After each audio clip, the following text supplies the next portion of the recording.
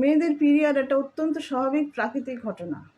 আর পুরুষ, তোমার মায়ের পিরিয়ড হতো বলেই তুমি কিন্তু পৃথিবীর আলো দেখেছো, নাহলে কিন্তু দেখতে পেতে না, বুঝেছো? এটা কোনো অপরাধের ব্যাপার নয়।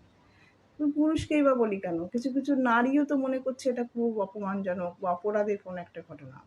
ধরো কোনো একটা মেয়ে, সে খুব দুঃখজনকভাবে শৈশবে সে মাতৃহীন হয়ে গেছে, তার কাকিমা, জেঠিমা, পিসিমা, মাসিমা এমন কেউ নেই যে তাকে আগলে রাখতে পারে, তাকে সুরক্ষা দিতে পারে।